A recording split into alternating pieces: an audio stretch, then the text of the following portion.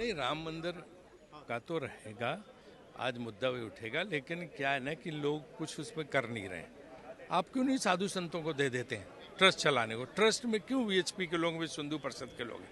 और महिपाल सिंह के बयान से तो और खुलासा हो गया, जो उसने एसआईटी को दिया, कि सारा पैसा जाता था विश्व हिंदू परिषद के जो लोग वहाँ रहते हैं कार सेवकपुरम में, वहाँ सब पैसा जाता था, वहाँ से निकाल के चोरी करके फिर वहाँ से जो है वो विश्व हिंदू परिषद के कार्यक्रमों पे लगता था, उनके घर बनवाने पे, उनके और अन्य कार्यक्रमों पे लगता था। जो बहुत घातक, बहुत ही मतलब चौंकाने वाली बात, शर्मनाक बात है कि भगवान के को जो चढ़ावा है आप अपनी राजनीति के लिए इस्तेमाल कर रहे हो, ये कौन सी बात है? तो वहाँ पे जो है साधु संतों को दो, सनातन बोर्ड बना के उनको दो। आप क्यों रहना चाहते हैं ट्रस्ट में? क्योंकि आपको ये चढ़ावा का फायदा है पैसे का, इसलिए आप रहना चाहते हैं। तो सारा ये जो है ना, ये बंद होना चाहिए, वहाँ से इनको बिल्कुल बाहर होना चाहिए। और उसने तो भी कहा कि 800 करोड़ में पूरी योजना बनी थी, 2200 करोड़ खर्च हो गया। हर चीज़ में बता रहा कमीशन लिया गया उसका। वो देखो महिपाल सिंह का जो एसआईटी में गया, जो उसमें डाला है किसी पत्रकार ने, अभिषेक उपाध्याय के, देखो।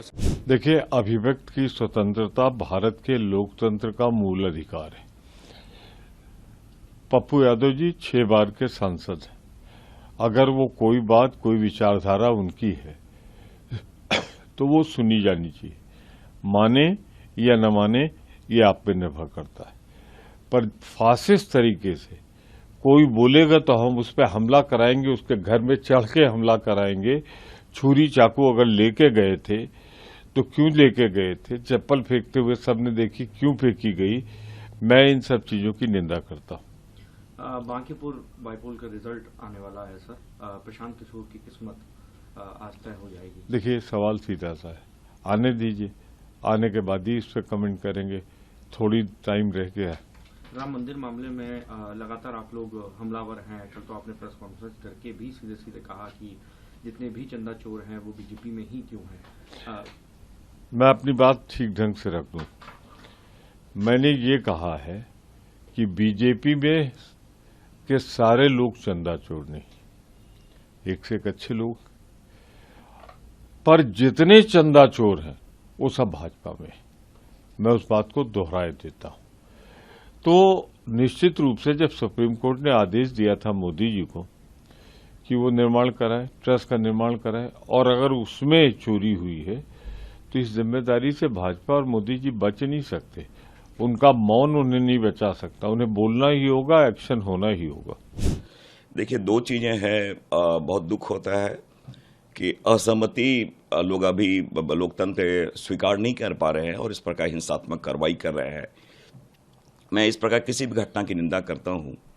साथ ही साथ क्योंकि उन्होंने संसद में एक नाट्य रूपांतर कह लें, उनके माध्यम से प्रस्तुत किया गया था, तो ये प्रतिक्रिया स्वरूप ऐसे वो लोग कर सकते हैं।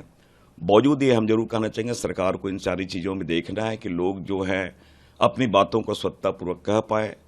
और इस प्रकार का अगर किसी को भयभीत किया जाएगा, किसी को डराया जाएगा, इस प्रकार कृत किए जाएंगे, तो मैं समझता हूं कि लोग न तो सदन में अपनी बातों को रख पाएंगे।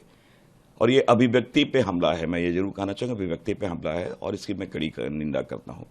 तरफ से जो बीजेपी के टीपी संजय जायसवाल, उन्होंने नोटिस दिया ब्रीच ऑफ प्रिविलेज का स्पीकर के पास कि आपकी तरफ से, आपके और बाकी जो अपोजिशन के नेता थे उन लोगों ने जो कृत्य किया वो कहीं ना कहीं तरह से अवमानना है।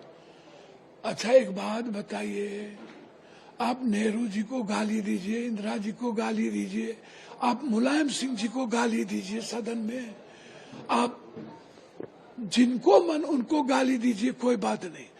आप सदन में एलओपी को बोलने नहीं दीजिए, कोई बात नहीं।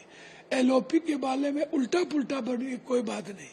सदन के बाहर एक मर्यादित तरीके से कोई विरोध कर रहा हो, इसमें प्रिविलेज का कहां सवाल उठता है, बताइए। अच्छा, प्रिविलेज का सवाल उठेगा, लॉ है उसके लिए, तो उस लॉ पर आप देख ही रहे हैं कि हमें संरक्षित करता है संविधान कि हम सदन में नहीं बोलने देंगे और बाहर में गोली चलाएंगे। तो लोकसभा के बाहर अपनी बात और मुद्दों पर आवाज देने का राइट है। स्पीकर के पास अपना पक्ष लेके जाएंगे इस मामले में? बिल्कुल, स्पीकर साहब यदि पूछेंगे तो पक्ष लेके जाएंगे ही नहीं। हमने भी स्पीकर साहब को एक पत्र लिखा है। एक अंतिम सवाल इस